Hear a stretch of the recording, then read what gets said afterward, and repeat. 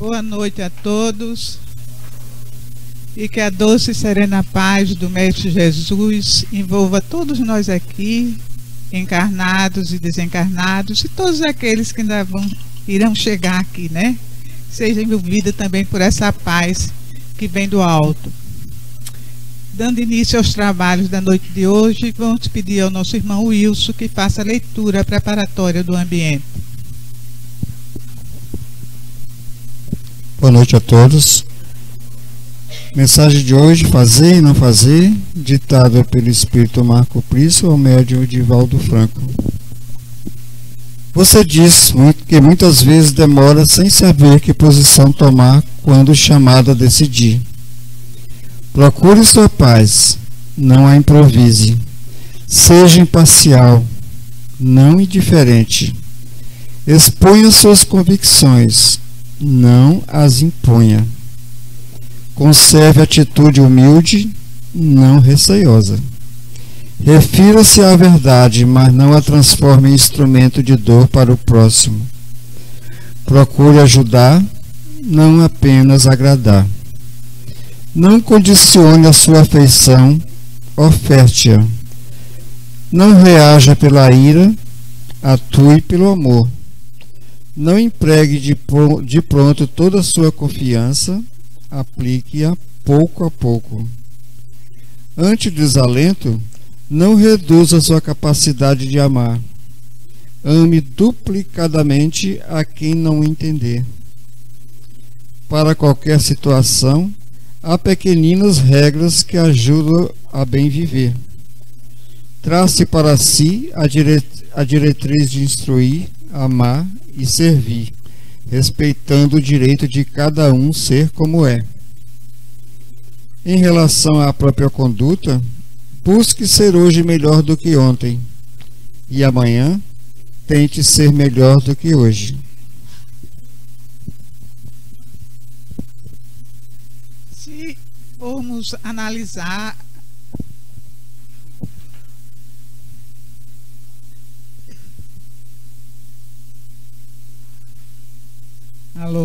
Se formos analisar cada questão dessa mensagem, a gente vê que é uma mensagem muito difícil. É difícil a gente fazer, né? Mas são lições de vida que a gente tem que treinar a cada momento, a cada dia. Se nós conseguirmos, nós sairemos vitoriosos, né? Com certeza. Mas vamos lá, vamos pedir a nossa irmã Yara que faça a prece inicial. Mestre amado Jesus, aqui nos encontramos, encarnados e desencarnados, para mais uma noite de trabalho e aprendizado. Permita que todos nós estejamos receptivos aos ensinamentos da noite e que possamos colocá-los em prática no nosso dia a dia. Que todos aqueles que se encontram enfermos e foram trazidos, que sejam bem-vindos e que sintam a presença de Jesus em seus corações. Obrigada, Senhor, por tudo e principalmente pela oportunidade de conhecer a Tua doutrina de luz. Abençoe o nosso irmão Gilvon e que a Tua paz esteja entre nós, hoje, amanhã e sempre. Que assim seja. Então, como Yara já falou e todo mundo também já conhece, né? O nosso palestrante de hoje é o Gilvon, nosso amigo. E é amigo, professor, é tudo de bom. E Gilvon hoje vai falar sobre o homem diante a imortalidade. Então, que todos nós possamos aproveitar o máximo do que ele nos traz. E que Jesus lhe abençoe.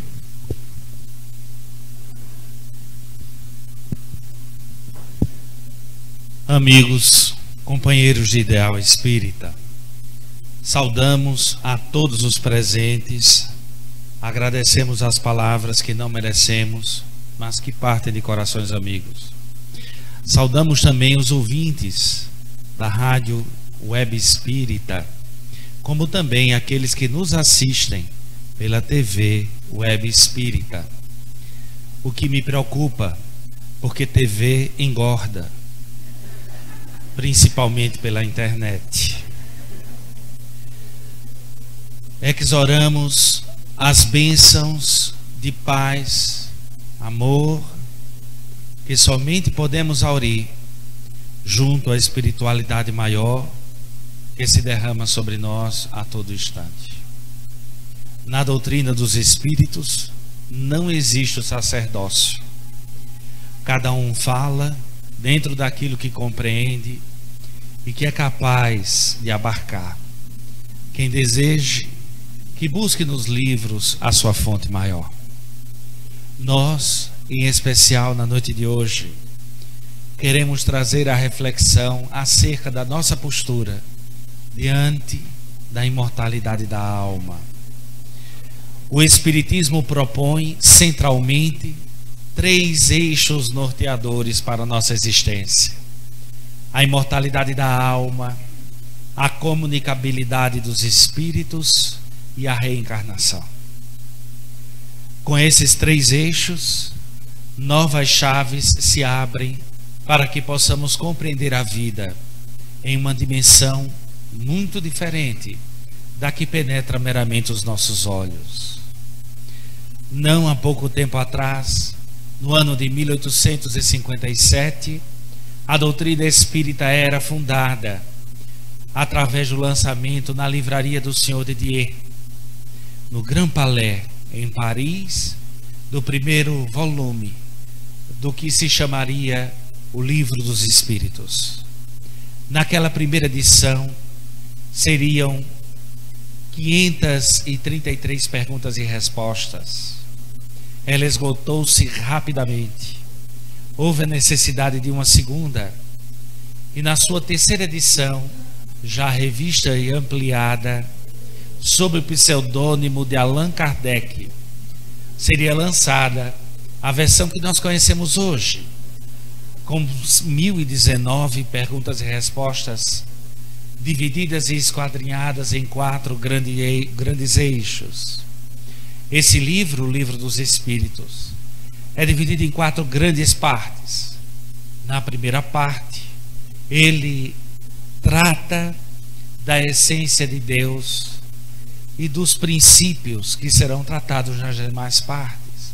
Define espírito, perespírito, Deus, e dessa forma nos traz uma doutrina que, além da imortalidade da alma, nos dá um ato contínuo, porque todas as nossas antigas doutrinas religiosas, elas partem do princípio da dualidade espírito-matéria. No Espiritismo não há ruptura, não se sai do corpo do corpo material para a vida espiritual de forma abrupta. Ligando um ao outro, existirá sempre o perespírito, que é o guardião das nossas memórias. Então todos nós que aqui estamos nesse momento, temos um corpo espiritual, um corpo perespiritual, melhor dizendo, um corpo físico e um corpo espiritual. É uma espécie de trindade que Kardec nos trouxe através, na verdade, os espíritos nos trazem através de Kardec. Esse elo perespírito faz com que a forma de ver a vida mude. Tenho um amigo muito querido, ateu, materialista, dialético, e ele sempre me diz com muita alegria: eu vou me divertir muito, porque no dia que eu morrer, você vai morrer também. Vejam que é uma pessoa muito caridosa. E nós dois estaremos juntos lá no necrotério, juntinhos. Agora a diferença é que eu aproveito a vida. Eu bebo muito, tem cirrose e não para. Eu aproveito a vida como ninguém. E você se reserva a tantos prazeres. Então cá comigo eu penso: que vai ser de você quando estiver na mesma pedra que eu. E eu então perguntei a ele se eu teria a oportunidade de respondê-lo. Ele disse que sim. Então eu disse: vamos lá. Primeiro, imagine só por um segundo que o Espírito seja de fato uma realidade. Como Kardec coloca no primeiro capítulo do Livro dos Médiuns, que começa com uma pergunta: há espíritos? E eu naturalmente não vou dar a resposta, porque tenho a esperança que os senhores vão lá e leiam. Mas, partindo do pressuposto que nunca houve uma única sociedade humana que não tivesse uma forma de lidar com seus mortos. Jamais existiu, ao longo da história da humanidade, um único grupo social que não tivesse uma tratativa com seus mortos. Se é uma alienação mental, é coletiva e existe desde que a história da humanidade foi registrada. Também seria uma histeria coletiva, o que nos narra Flávio Joséfio, quando afirma que o túmulo do imperador Calígula teve de ser retirado da Via Ápia por pedido das caravanas. Era o único túmulo que não estava na Via Ápia entre os demais imperadores, porque a quantidade de sombras era tão grande que impedia o comércio na estrada mais movimentada do mundo em plena luz do dia. Então foi feita uma petição para o Senado romano para que se retirasse o túmulo de Calígula, que impedia o fluxo das caravanas, ainda admitindo que toda a história humana seja um engano. Apenas aceite, meu bom amigo, a possibilidade de por um instante eu estar certo, porque todas as divagações são vãs. Nós vamos todos descobrir. Então, assuma como verdade a possibilidade. Então eu vou dizer a você o seguinte: nós dois podemos até ter um cadáver no mesmo lugar, é natural, mas se a alma estiver no mesmo lugar, eu vou ficar muito revoltado, porque não seria justo. Ele já ficou feliz, então eu disse: pois é, não ia ser nada justo. Eu digo: mas você se esquece que nós não somos uma doutrina binária. Nós não acreditamos no dualismo corpo-espírito. Não é um processo de decisão e decisão, onde nós temos de optar por um ou por outro. Nós somos um e outro. E um ato contínuo nos liga, que se chama perispírito. E ele disse: pera o quê? Disse: perispírito. Kardec usou o termo perispírito por analogia ao perisperma, que envolvia o fruto, o pseudofruto. Então ele usou esse termo. O perispírito é o corpo espiritual. E ele então me olhou e disse: essa é nova. Quer dizer que o espírito tem um corpo? Se tem, mas não é nova. O perispírito não é uma invenção do espiritismo. Nós apenas lhe damos tratamento metodológico. Mas quando se analisa a fotografia Kirlian, as emanações energéticas da alma, quando se faz a pesquisa da psicosfera humana, ou antes nas tradições do corpo de Ra, já nos egípcios, já existia o perispírito. Nós vemos ele registrado na aura dos anjos, na aura dos santos, em toda a Idade Média. E em Paulo de Tarso, na sua carta ao Coríntio, quando ele narra o corpo astral. Então não é uma novidade. É o espírito que habita um corpo formado por uma matéria, e veja a sabedoria, semimaterial. Nós não tínhamos ideia do que seria semimaterial, até que Jung, com a experiência da dupla fenda, lançasse as bases em 1921, muitos anos depois de Kardec, do que nós iríamos a conhecer como sendo a física quântica.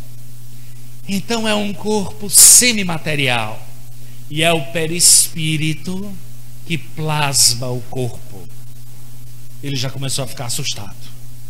Então o cadáver pode ter o mesmo destino, mas o perispírito não. Porque quando você desencarnar, seu perispírito vai estar com o fígado comprometido em cirrose. Ele disse, mas como é que é? Depois de morto eu vou continuar doente? Isso é possível. É possível que continue doente e também viciado. É possível que você continue no corpo espiritual a tentar usufruir dos prazeres que já não são possíveis com o seu corpo físico. Então vai se atar àqueles que são viciados como você, para buscar aurir aquelas energias. E ele disse, se isso pega, eu nunca tinha ouvido falar em praga de espírita. E eu disse, é muito pior que a da macumba. Se eu fosse você, eu tinha cuidado com ela, porque pega que é uma beleza. Ele disse, então eu vou ficar doente na espiritualidade? Não, você vai continuar, porque a vida é ato contínuo. Muitos de nós no espiritismo morremos de medo do umbral. Não se preocupe com ele. Você que teme ir para o umbral, relaxe, você já está nele. Simples assim.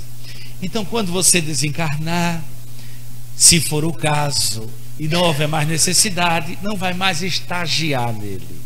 Se houver necessidade, vai precisar dele para não ir para coisa muito pior. Fique tranquilo. Então ele disse, eu vou continuar doente? Ele disse, vai.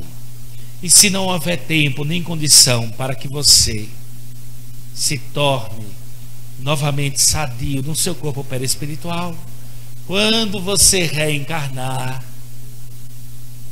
você vai trazer no seu gene a marcação, a memória do que você viveu.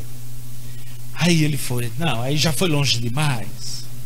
Quer dizer que o gene, se é, mas como é que pode? Pode porque o projeto Genoma acabou. Acabou 5 anos antes do previsto. Nós mapeamos todo o corpo humano e, para nossa desgraça, descobrimos que temos menos genes que algumas espécies de milho e de mosca. Um golpe na nossa humildade terrível. E no DNA lixo nós encontramos muito daquilo que o Espiritismo diz ser uma resposta. Porque, como diz Jorge Andréa, o corpo perispiritual pode ser também tratado como o modelador orgânico biológico, o MOB.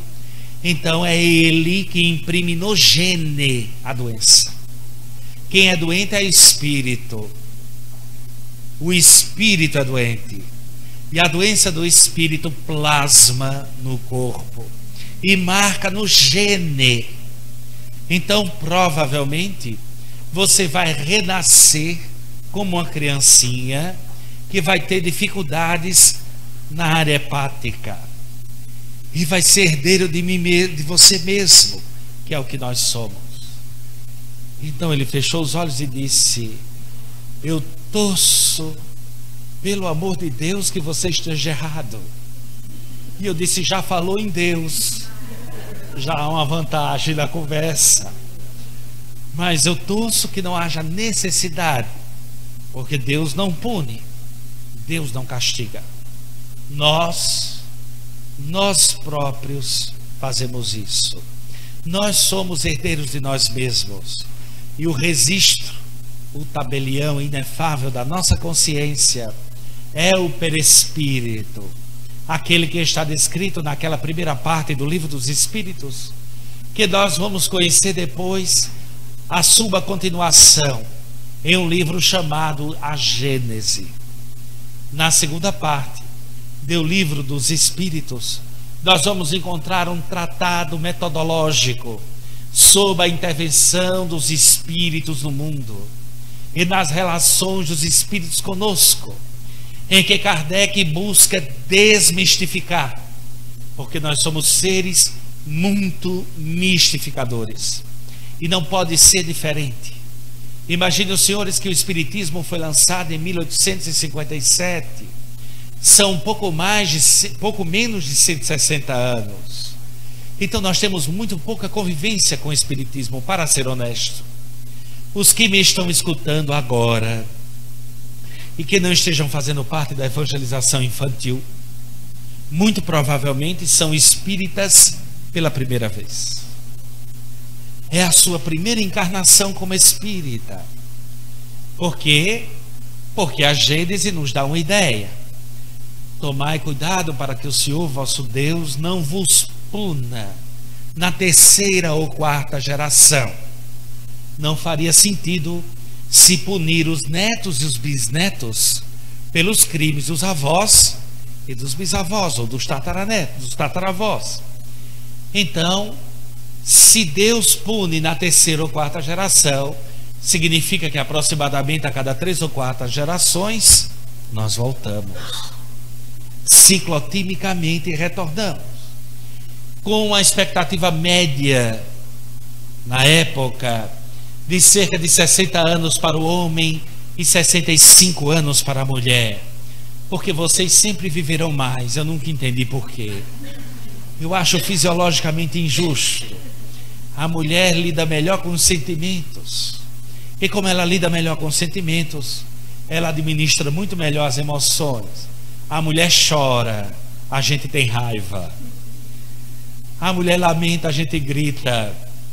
Então, como nós somos inábeis em muito instante para lidar com sentimentos, as mulheres logram viver mais tempo que nós, historicamente. Temos aproximadamente, vamos colocar por baixo, 60 anos à época. Teríamos hoje, entre 3 a 4 gerações, 180 a 240 anos. Então, muito provavelmente, nós que aqui estamos, tivemos contato com o Espiritismo pela primeira vez na espiritualidade. E somente agora estamos aprendendo a ler essa doutrina. O problema é que, quando nós lemos uma coisa nova, nós a interpretamos pelos arquétipos que tínhamos antes. Então, alguns de nós não acreditam em céu e inferno, mas quando morrerem querem evitar o umbral, e quando morrerem querem ir para o nosso lar. Muitos de nós não acreditamos em santos, mas quando estamos doentes evocamos Bezerra de Menezes. Alguns de nós não acreditamos neles, mas diante das causas duras e difíceis evocamos o nosso irmão Emmanuel. A memória de Chico Xavier é tão sagrada.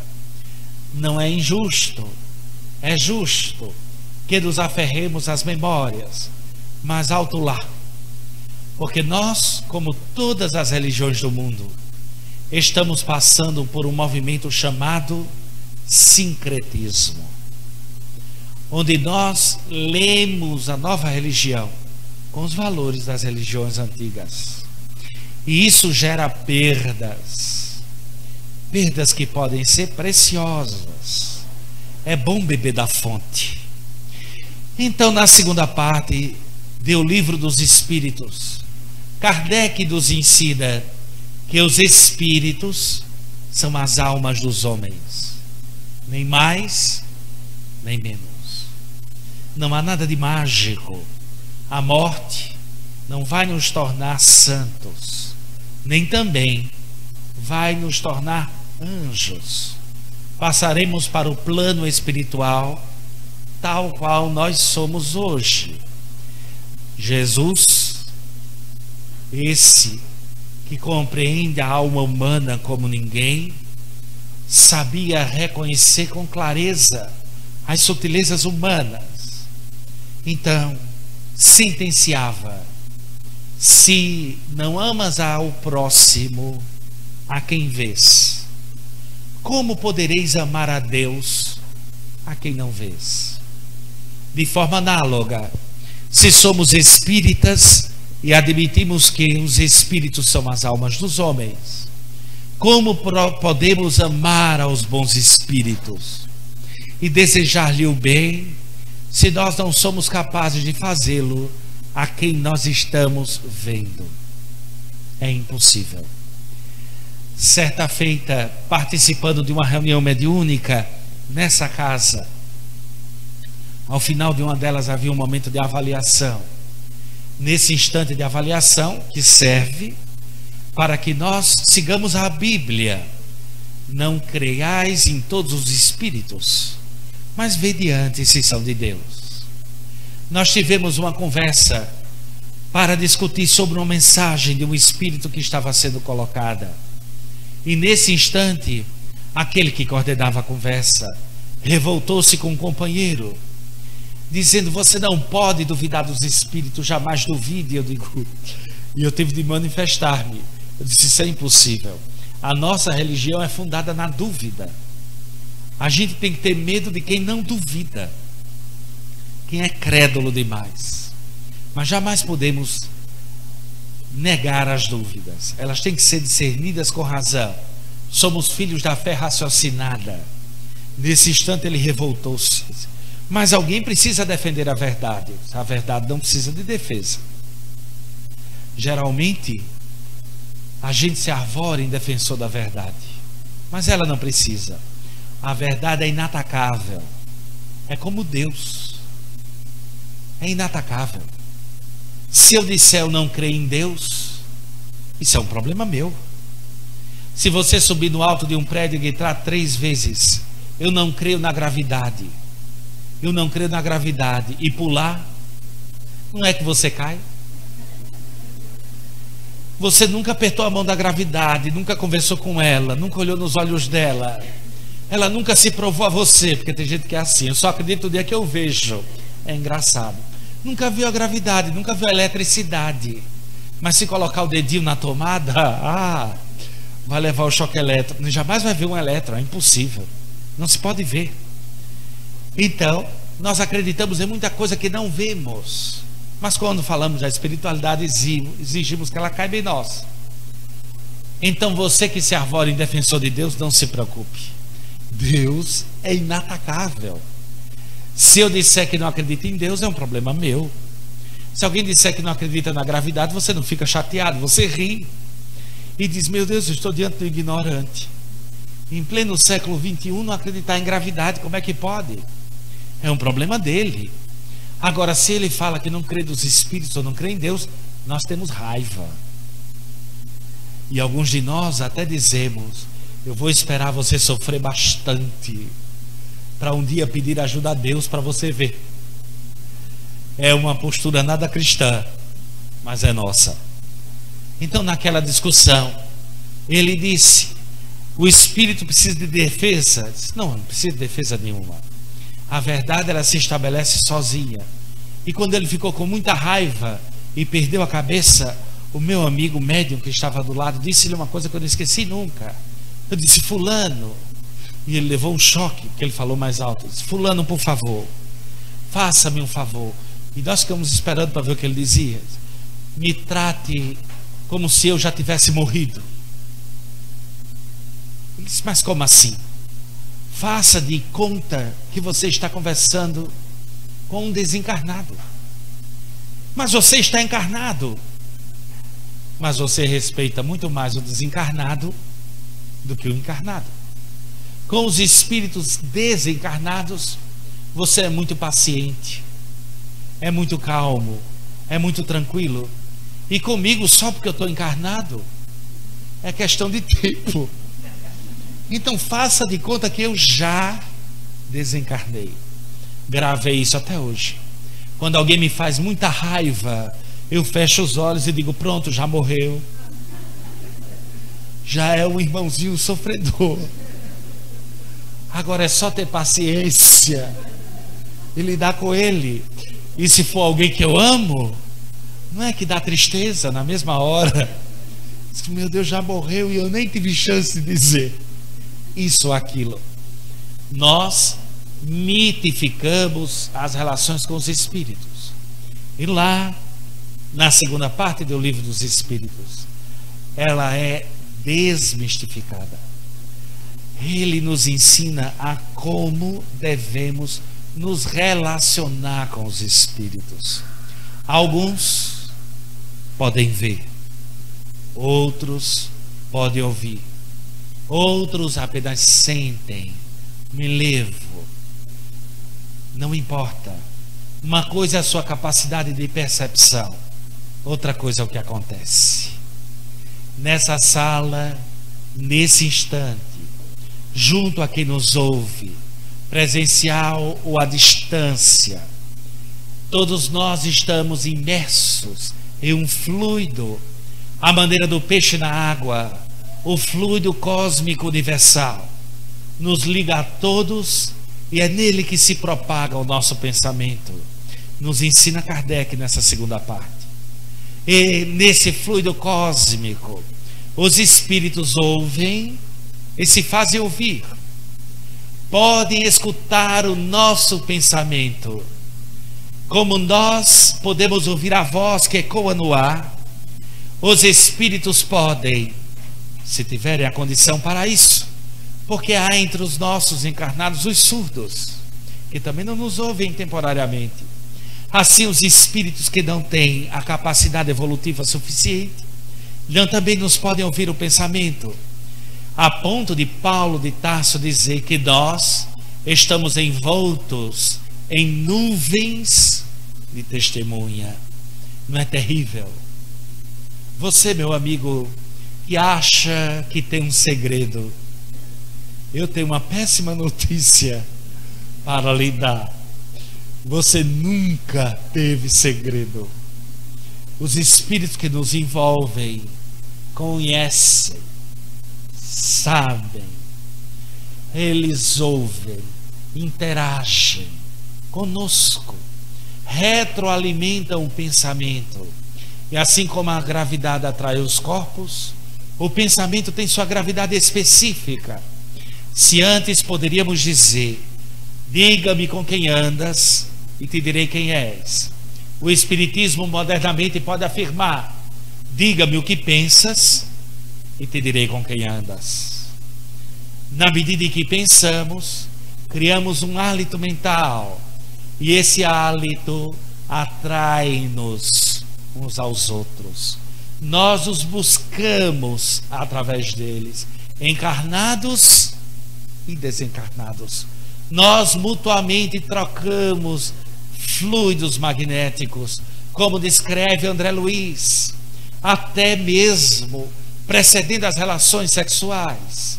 Nós intercambiamos fluidos, imagine vocês, que nosso pensamento cria em torno de nós uma aura poderosa que pode atrair ou repelir, ser simpática ou antipática, a partir dos padrões vibratórios que nos são próprios.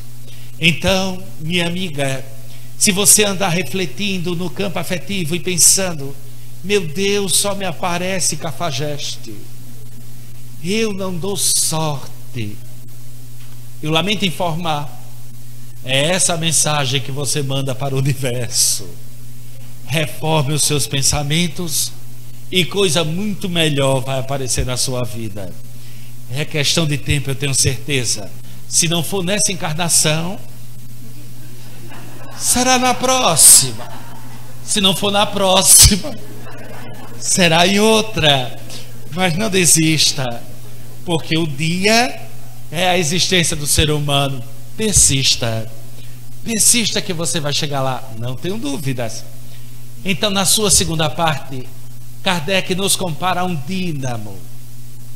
O nosso pensamento é um dínamo gerador de energias, que atrai ou repele, e essa sinergia traz para nós vários espíritos que a ela se agregam. E como é dinâmico, há momentos em que nós atraímos a espiritualidade superior, e há momentos em que nós atraímos a mais lamentável das personalidades, porque nenhum de nós é todo luz ou todo sombra. Todos nós somos simultaneamente luz e sombra. Nenhum de nós pode se apartar. Há um fenômeno sociológico novo chamado WhatsApp. Já ouviram falar? É uma maravilha. É uma maravilha. E há uma confreira nossa que sempre inaugura o seu WhatsApp todos os dias às 5 horas da manhã. Bom dia. aquilo é tão bom que chega a ser irritante, porque ela é pontual. E aí depois vem, bom dia, gente do bem. E eu me sinto tão excluído, porque não existe gente do mal. Todos nós somos do bem. Não há quem seja do mal. O mal é transitório, não é permanente. Tudo que é mal passará, não ficará. Os espíritos que lhe acompanham, quando leem seu pensamento e sabem dos conflitos que você tem, não se assuste. Mesmo que você esconda muito, é terrível. Você pode tentar se negar na experiência que eu vou fazer agora. Não pense num elefante cor-de-rosa. O que foi que aconteceu? O maldito elefante apareceu na sua cabeça. Foi inevitável. De fato, todos nós não podemos combater um pensamento. Podemos sublimá-lo, mudá-lo, criticá-lo, mas jamais destruí-lo. Os espíritos nos conhecem nas luzes e nas sombras. Quando são espíritos inferiores, potencializam a sombra. Quando são espíritos superiores, potencializam a luz. Mas os que são de fato superiores, meus bons amigos, enxergam não só o que nós fomos, como também o que nós somos, mas principalmente o que nós seremos. Eles são capazes de enxergar em nós as nossas potencialidades. Por isso é que o pensamento deles é tão abstrato para nós. A gente olha e vê os jornais, a televisão. Ultimamente, eu estou convencido que a nossa sociedade tem desenvolvido uma personalidade masoquista. Porque quando a gente liga a televisão, é melhor já preparar um Prozac do lado, porque você vai precisar. É depressão pura. Quem tiver tendência suicida, vai embora. Vai embora na mesma hora. Então, quando a gente liga a televisão, nós assistimos aqueles embates e entramos naquela frequência deletéria. Em algum momento a gente vê cenas, especialmente dos criminosos mais cruéis. Quem aqui já não se revoltou?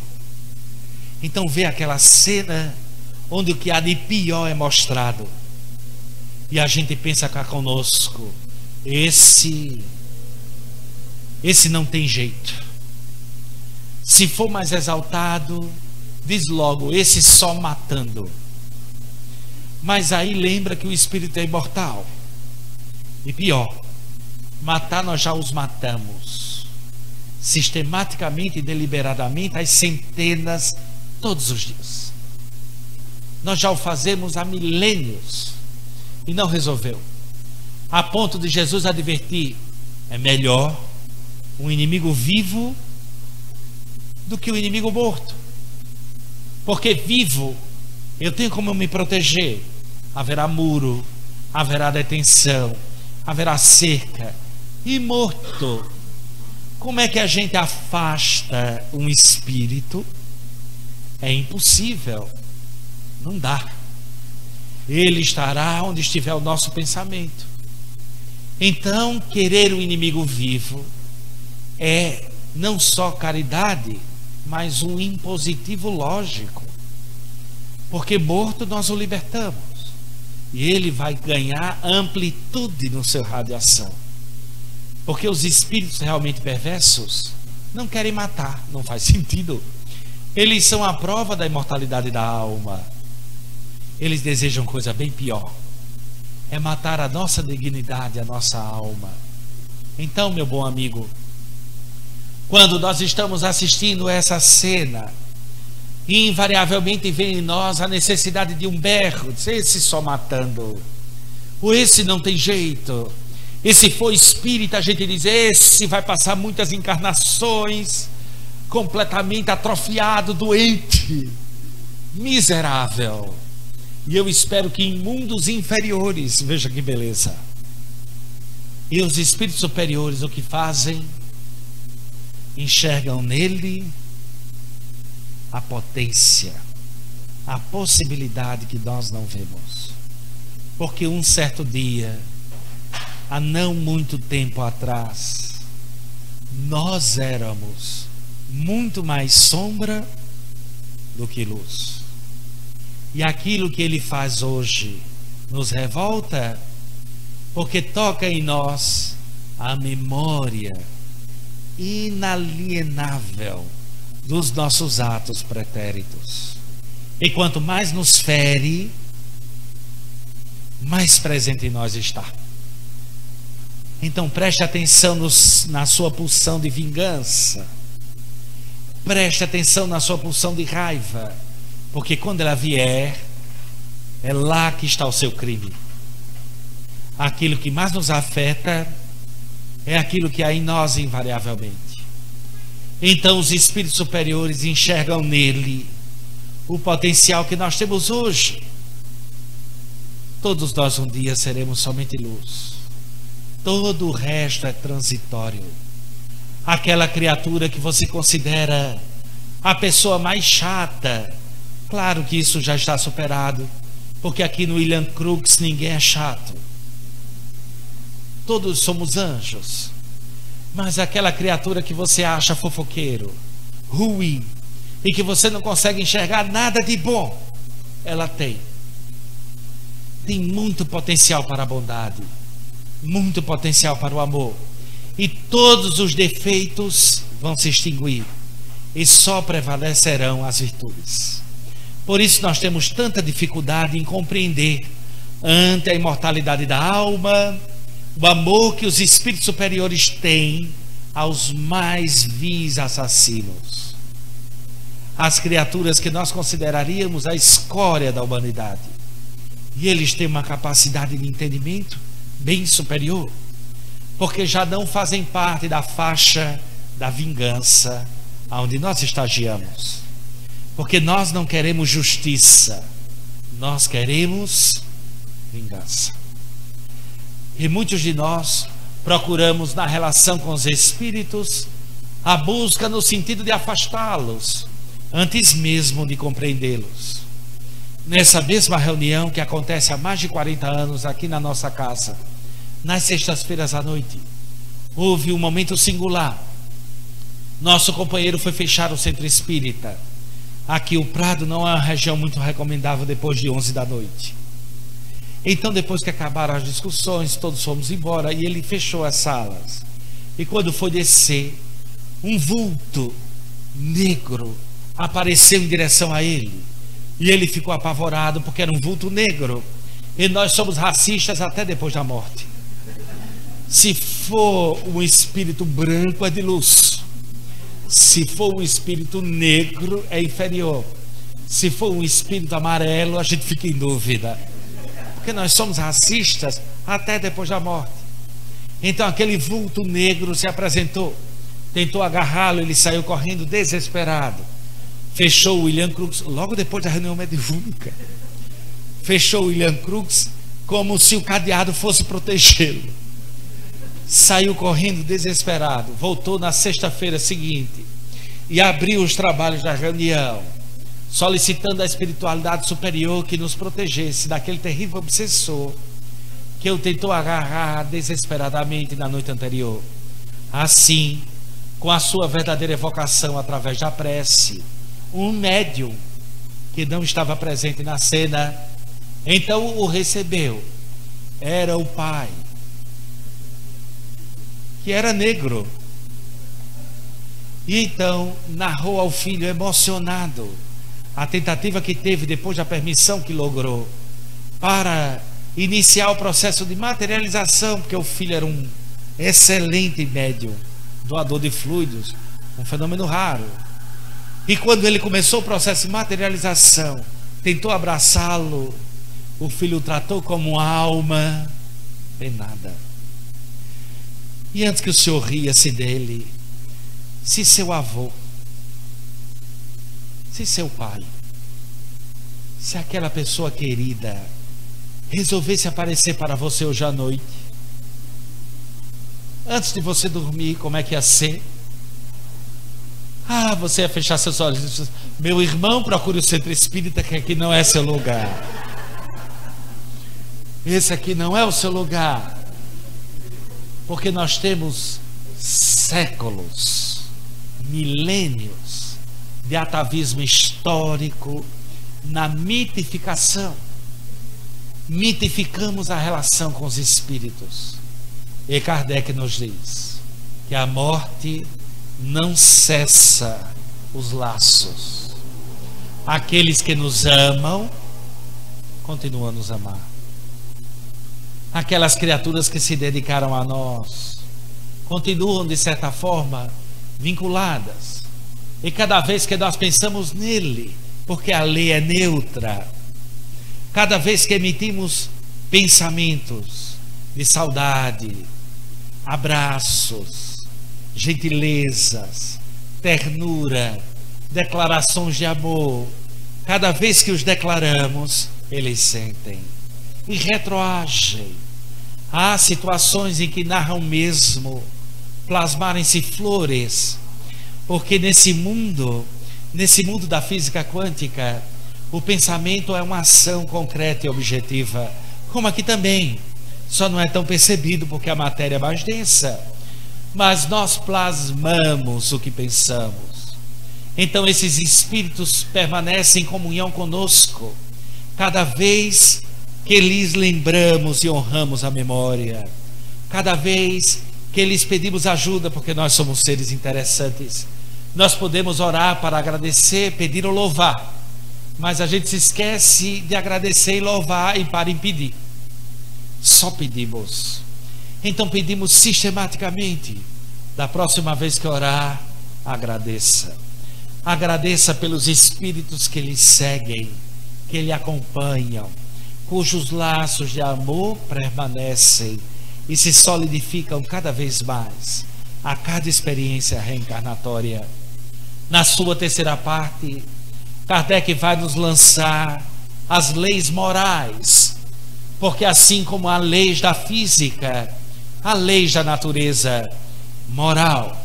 E mais, antes da teoria das evoluções das espécies, antes mesmo de Charles Darwin, em 1857, enquanto a teoria da evolução é de 1860, de forma independente, Kardec declara a evolução em uma outra dimensão, imaginem os senhores, porque nas leis morais a evolução se dá espiritualmente, e essas leis espirituais forjam os mecanismos de seleção natural.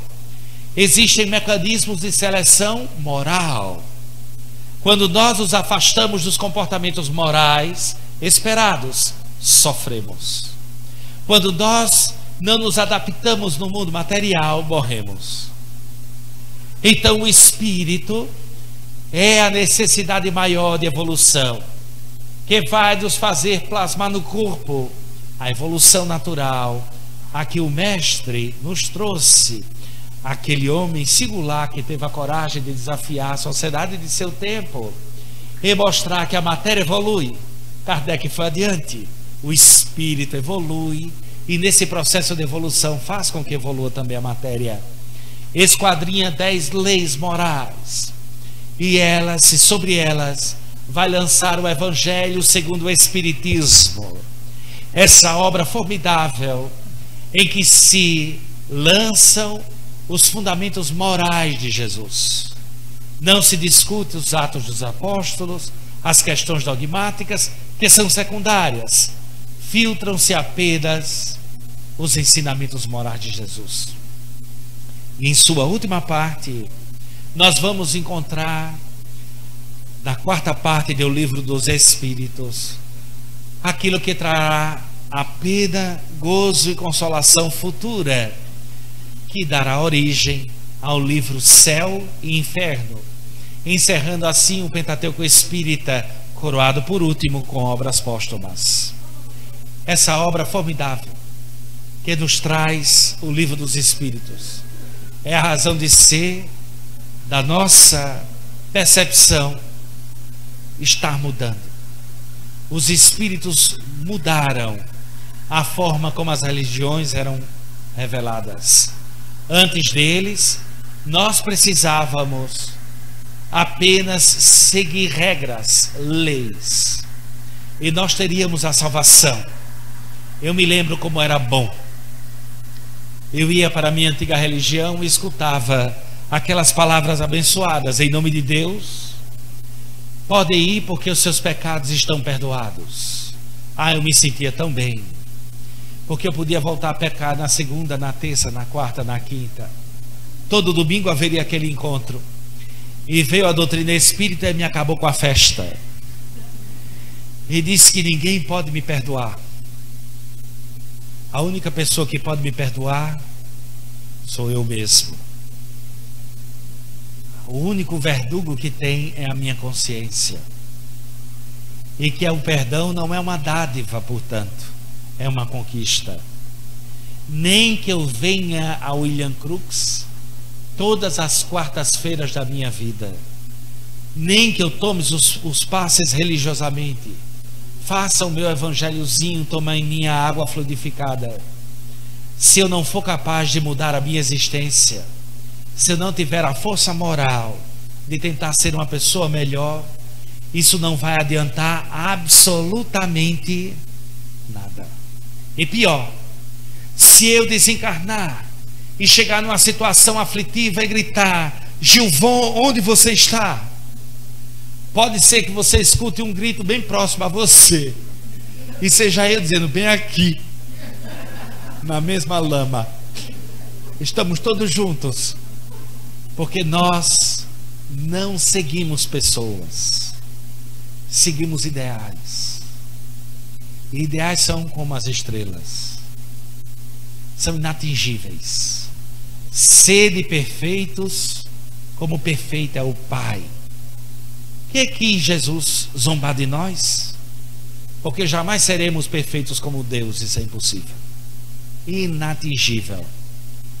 Ele nos diz o seguinte: faça sempre o melhor possível e não cesse de tentar seguir o seu caminho. Se você cair, levante. Se tropeçar, erga-se. Desfaça o mal que você fez. Veja não como luz e sombra somente, mas tente enxergar em você o enorme potencial de luz que há em todos nós. Vós podereis fazer o que faço e muito mais, se tiverdes a tua fé do tamanho de um grão de mostarda. Diríeis a essa montanha: move-te, e ela move-te daí. Mas nós permanecemos diante de uma montanha muito mais pesada que o Monte Everest, o nosso ego. Essa montanha gigantesca que dói ser tocada, que dói ser mexida, mas que urge, conscientes de que somos seres imortais, enfrentá-la a cada dia com toda a dignidade e com todo o amor. Muito obrigado, meus bons amigos. Uma boa noite para todos.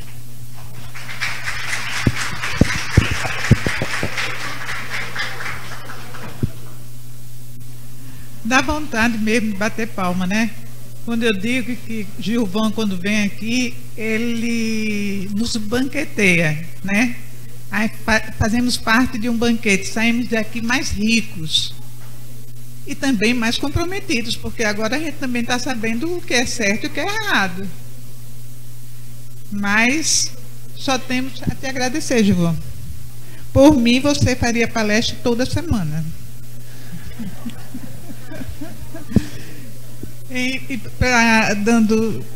Pedir a nossa irmã Vera agora que faça a prece final.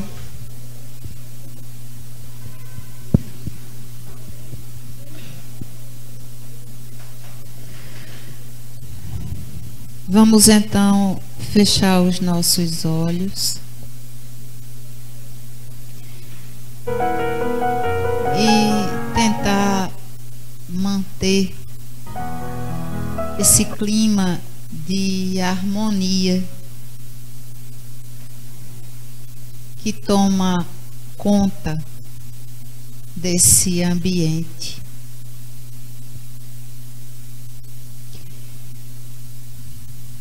E nesse clima de harmonia,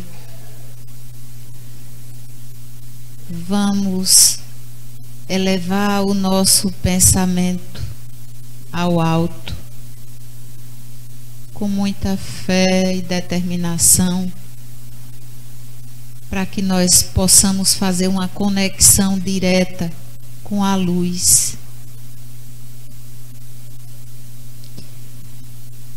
E nessa conexão iluminada, nós possamos nos sentir fortalecidos, crentes, e agradecer ao Pai, dizendo assim: Deus, Pai amoroso, Pai de todos nós, nós te honramos e te agradecemos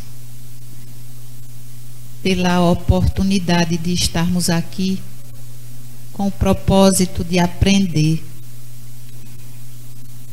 e que nessa noite cheia de ensinamentos, que nós possamos ter dignidade e discernimento para refletir sobre o que ouvimos,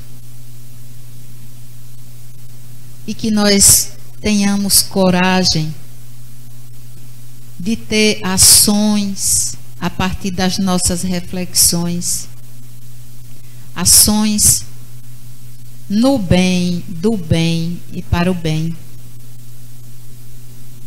Que nós também tenhamos coragem de, nessas reflexões, praticarmos o perdão conosco. Que o Mestre Jesus, que nos ampara, que serve como caminho para todos nós, que Ele esteja conosco aqui, agora, pacificando os nossos corações, e que nós possamos dar morada a esse ser de luz que nos acolhe, e que essa morada permaneça conosco aqui e por onde nós andarmos, que o amor e as lições aprendidas, elas possam ser difundidas, compartilhadas com as pessoas que estão no nosso entorno. Mestre Jesus, fica conosco e nos acompanha.